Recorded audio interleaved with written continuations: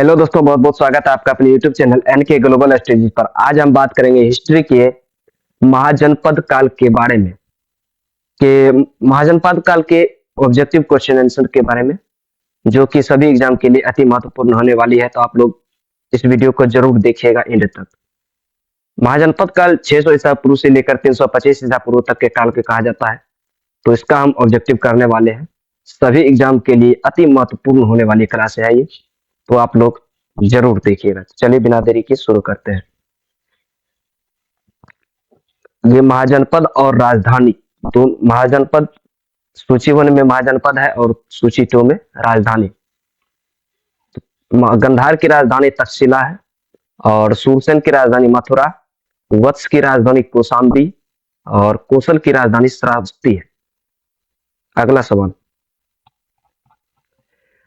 हर्यक वंश के किस शासक को कुनिक कहा जाता है? हर्यक वंश में कौन सा शासक है जैसे कि कुनिक कहा जाता है? वह शासक है अजातशत्रु। ऑप्शन नंबर सी आपका बिल्कुल सही जवाब है।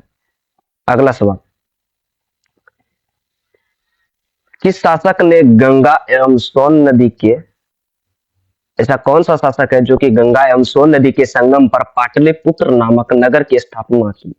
गंगा और सोन नदी के संगम पर जो है पाटलिपुत्र नामक स्थान की नगर की स्थापना किसने की थी? तो उदयन ने। ऑप्शन नंबर बी आपका बिल्कुल सही जवाब है। अगला सवाल है,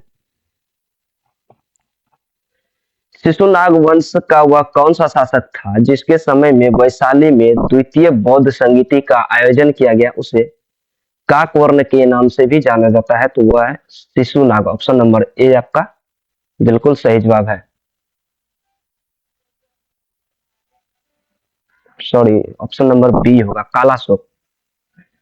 अगला सवाल, 323 ईसा पूर्व में सिकंदर महान की मृत्यु कहाँ हुई थी? तो 323 ईस्वी पूर्व में सिकंदर महान की मृत्यु कहाँ हुई थी? तो बेबीलोन में। ऑप्शन नंबर बी आपका बिल्कुल सही जवाब है। अगला सवाल, सिकंदर महान एवं पोरस या पुरु की सेनाओं ने निम्नलिखित में से किस नदी के आमने सामने वाले तट पर पड़ाव डाला हुआ था?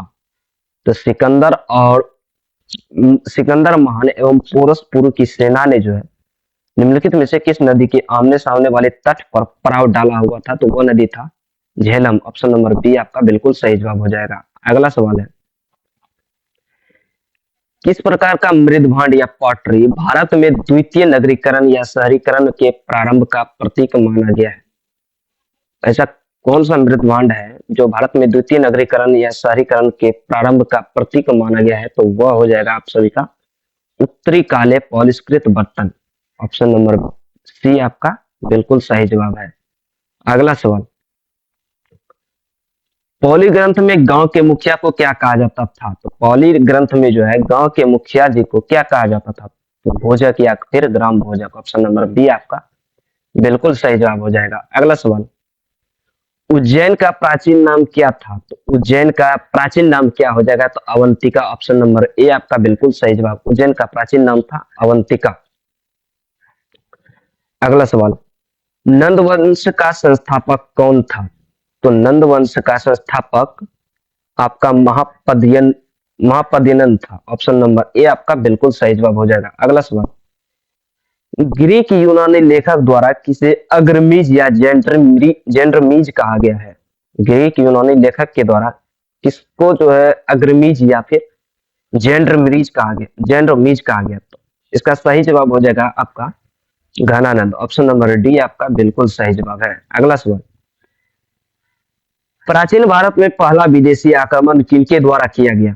प्राचीन भारत में पहला विदेशी आक्रमण जो है वह किसके द्वारा किया गया था? तो पहला विदेशी आक्रमण किया गया था ईरानियों के द्वारा। ऑप्शन नंबर ए आपका बिल्कुल सही जवाब है। अगला सवाल, प्राचीन भारत में दूसरा विदेशी आक्रमण, प्राचीन भारत में दूसरा विदेशी आक्रमण और पहला यूरोपीय आक्रमण किनके द्वारा किया गया था? तो दूसरा विदेशी आक्रमण और पहला यूरोपीय जो है वह यूनानिया के द्वारा किया गया था। ऑप्शन नंबर बी आपका बिल्कुल सही जवाब है। अगला सवाल, ईरान के हखमनी वंश के किस शासक ने भारतीय भूभाग को जीतने के बाद उसे फारस साम्राज्य का 20वां प्रांत बनाया? ईरान के हखमनी वंश के किस शासक ने जो है भारतीय भूभाग को जीतने के बाद उसे भारत साम्राज्य का 20वां प्रांत या क्षत्रपी बनाया? तो वह तो डेरियस या दाराबायु दारे बाहुवन था। ऑप्शन नंबर बी आपका बिल्कुल सही जवाब हो जाएगा। अगला सवाल,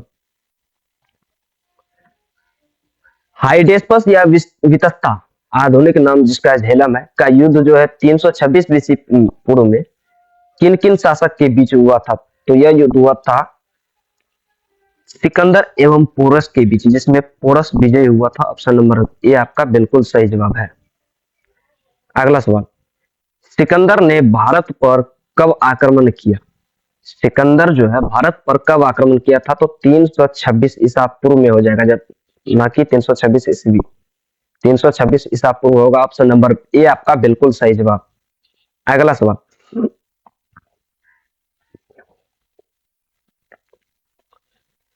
सूची 1 को सूची 2 के साथ सुमेलित कीजिए। इसमें बिंबिसार का वंश हर्यक वंश, कालाशोक का वंश शिशुनाग वंश, महापद्यनंद का वंश मौर्य वंश, बिंदुसार का वंश नंद वंश। अगला सवाल, सूची 1 को सूची 2 के साथ सुमेलित कीजिए। ए में मगध है, इसको बाद में करेंगे, रहने देते हैं। अगला सवाल, मगध की प्रथम राजधानी कौन सी है? मगध की प्रथम राजधानी गिरिब्रज या राजगिरी था। ऑप्शन नंबर सी आपका बिल्कुल सही जवाब है। अगला सवाल, किस शासक द्वारा सर्वप्रथम पाटलिपुत्र को राजधानी के रूप में चयन किया गया? किस शासक ने पाटलिपुत्र को राजधानी के रूप में जो है चयन किया? तो वह शासक था आपका उदयीन। ऑप्शन नंबर सी आपका बिल्कुल सही जवाब। अगला सवाल, 16 महाजनपद की सूची उपलब्ध है। 16 महाजनपद की सूची किसमें उपलब्ध है? तो अंगुत्तर निकाय में। ऑप्शन नंबर बी आपका बिल्कुल सही जवाब है। अगला सवाल, निम्नलिखित में से मगध का कौन सा राजा सिकंदर महान का समकालीन था? निम्नलिखित में से कौन सा मगध का राजा था जो कि सिकंदर महान के समकालीन था? तो इसका सही जवाब होगा option number B Ghananand.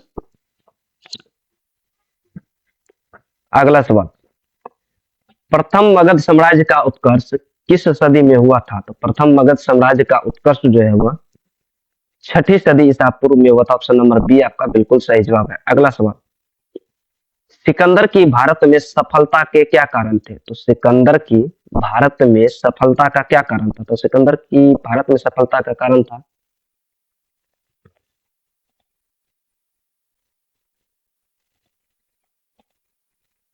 Bharat में केंद्रीय सत्ता का अभाव था, उनकी सेना श्रेष्ठ थी और भारतीय शासकों का सहयोग था, वह अच्छा प्रशासक था, इसीलिए सिकंदर जो है भारत में सफल हुए। अगला सवाल,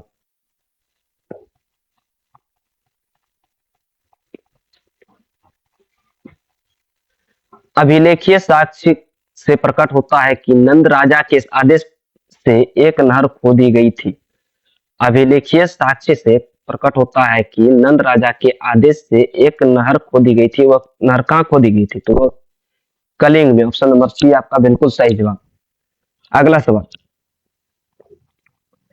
पहला ईरानी शासक जिसने भारत के कुछ भाग को अपने अधीन किया था वह कौन था? पहला ईरानी शासक जो है वह कौन था जिसने भारत के कुछ भाग को अपने अधीन किया था? तो वह शासक था डेरियस। ऑप्शन नंबर सी आपका बिल्कुल सही जवाब है। अगला सवाल, मगध के राजा अजातशत्रु का सदैव किस गणराज्य के साथ युद्ध रहा? मगध का राजा जो था अजातशत्रु वह सदैव किस गणराज्य के साथ युद्ध करता रहा? तो वह वज्जी संघ यानी कि वैशाली के गणराज्य के साथ युद्ध करता रहा। ऑप्शन नंबर ए आपका बिल्कुल सही जवाब। अगला सवाल, वज्जी संघ के विरुद्ध मगध राज्य के किस शासक ने रथ मूसल तथा महाशिलाकंटक नामक गुप्त हथियार का महाप्रयोग किया था? तो इसका सही जवाब हो जाएगा ऑप्शन नंबर ए अजातशत्रु। अगला सवाल, नंद वंश का अंतिम सम्राट कौन था? तो नंद वंश का अंतिम सम्राट घनानंद था। ऑप्शन नंबर बी आपका बिल्कुल सही जवाब। अगला सवाल, भारत में सिक्कों या मुद्राओं का प्रचलन कब हुआ? भारत में सिक्के या फिर मुद्रे का जो है मुद्रा का प्रचलन वह कब हुआ था? तो 600 ईसा पूर्व में। ऑप्शन नंबर सी आपका बिल्कुल सही जवाब। अगला सवाल, निम्न राजाओं पर विचार कीजिए, इनमें से कौन बुद्ध के समकालीन थे? तो इनमें से बुद्ध के समकालीन थे अजातशत्रु और प्रेसेनजीत। ऑप्शन नंबर सी आपका बिल्कुल सही जवाब। अगला सवाल,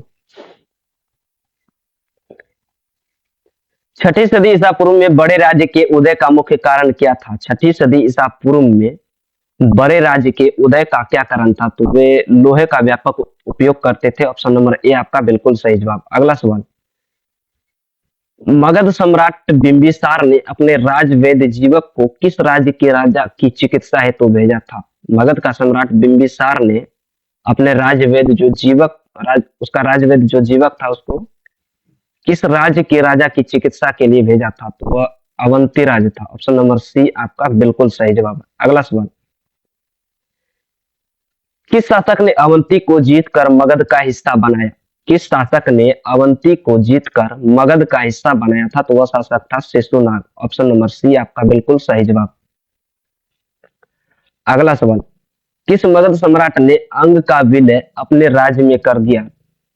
किस मगध सम्राट ने अंग का विलय अपने राज्य में कर दिया? ऐसा कौन सा मगध सम्राट था जिसने अंग का विलय अपने राज्य में कर दिया था? तो वह था बिंबिसार। ऑप्शन नंबर ए आपका बिल्कुल सही जवाब। अगला सवाल,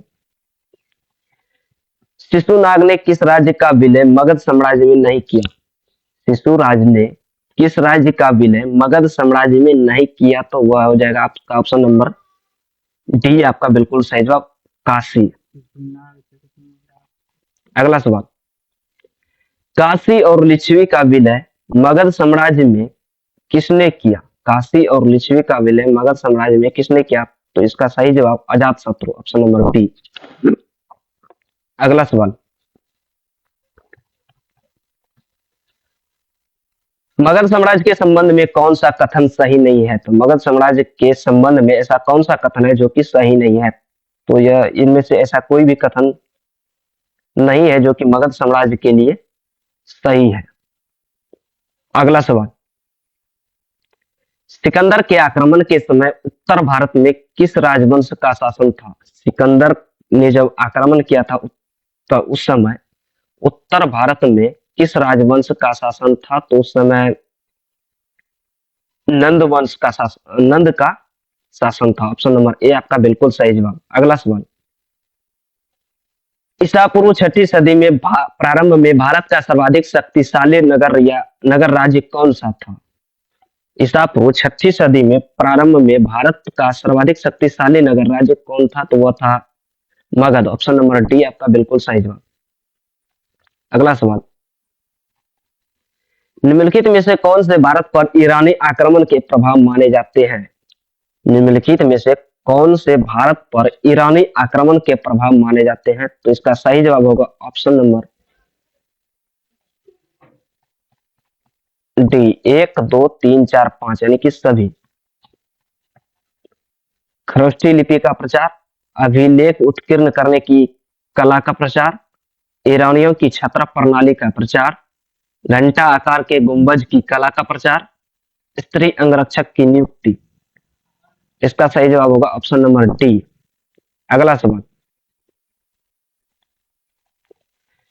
निम्नलिखित में से कौन सा एक सिकंदर के आक्रमण का प्रभाव नहीं था? सिकंदर के आक्रमण का प्रभाव कौन नहीं था? तो इसका सही जवाब ऑप्शन नंबर डी, उसने भारत को यूनान की रियासत बनाया। अगला सवाल, निम्नलिखित में से किस राज्य में गणतंत्रात्मक शासन व्यवस्था नहीं थी? किस राज्य में गणतंत्रात्मक शासन व्यवस्था नहीं थी? तो वो हो जाएगा मगध। ऑप्शन नंबर डी आपका बिल्कुल सही जवाब। अगला सवाल, निम्नलिखित में से किसे सेनिया और कहा जाता था? निम्नलिखित में से किसे सेनिया कहा जाता था? यानी कि सेनिया का मतलब नियमित व स्थायी सेना रखने वाला। तो सेनिया बिंबिसार को कहा जाता था। ऑप्शन नंबर ए आपका बिल्कुल सही जवाब। अगला सवाल, निम्नलिखित में से किसे उग्रसेन यानी भयानक सेना का स्वामी कहा जाता था? भयानक सेना का स्वामी किसे कहा जाता था?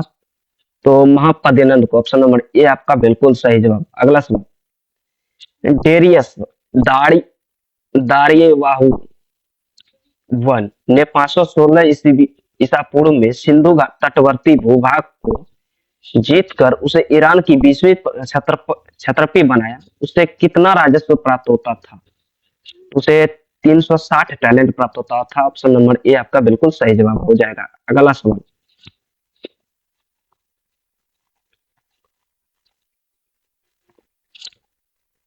निम्नलिखित में से कौन सिकंदर के साथ भारत आने वाला इतिहासकार नहीं था? सिकंदर के साथ कौन ऐसा शासक था जो कि भारत नहीं आया था? तो वह हेरोडोटस। ऑप्शन नंबर डी आपका बिल्कुल सही जवाब। अगला सवाल, महाजनपद काल में श्रेणी के संचालक को क्या कहा जाता था? महाजनपद काल में श्रेणी के संचालक को श्रेष्ठिन कहा जाता था। ऑप्शन नंबर ए आपका बिल्कुल सही जवाब। अगला सवाल, गृहपति का अर्थ क्या है? तो गृहपति का अर्थ है धनी किसान। ऑप्शन नंबर ए आपका बिल्कुल सही जवाब। अगला सवाल, अगला सवाल हो जाएगा आपका, मगध के किस प्रारंभिक शासन ने राज्य रोहन हेतु अपने पिता की हत्या की तथा बाद में अपने पुत्र द्वारा मारा गया? मगध के किस प्रारंभिक शासक ने जो है राज्यारोहण हेतु अपने पिता की हत्या की और बाद में अपने पुत्र के द्वारा ही मारा गया? तो वह था अजात शत्रु। ऑप्शन नंबर बी आपका बिल्कुल सही जवाब। अगला सवाल, विश्व का पहला गणतंत्र वैशाली में किसके द्वारा स्थापित किया गया? विश्व का पहला गणतंत्र वैशाली में किसके द्वारा स्थापित किया गया था? तो इसका सही जवाब ऑप्शन नंबर डी लिच्छवी। अगला सवाल, निम्न में से कौन सा बौद्ध ग्रंथ 16 महाजनपद का उल्लेख करता है? ऐसा कौन सा बौद्ध ग्रंथ है जो 16 महाजनपद का उल्लेख करता है? तो इसका सही जवाब हो जाएगा अंगुत्तर निकाय। ऑप्शन नंबर ए आपका बिल्कुल सही जवाब। अगला सवाल, निम्नलिखित में से कौन सा मगध साम्राज्य की राजधानी नहीं रहा? मगध साम्राज्य की राजधानी नहीं रहा वह कौन है? तो इसका कौशाम्बी मगध साम्राज्य की राजधानी नहीं रही। ऑप्शन नंबर डी आपका बिल्कुल सही जवाब है। तो आज का क्लास यहीं तक, मिलते हैं अगले क्लास के साथ। आप लोगों को अगर ये वीडियो अच्छा लगा हो तो आप लोग हमारे इस चैनल को सब्सक्राइब जरूर करें। तब तक के लिए जय हिंद, जय भारत।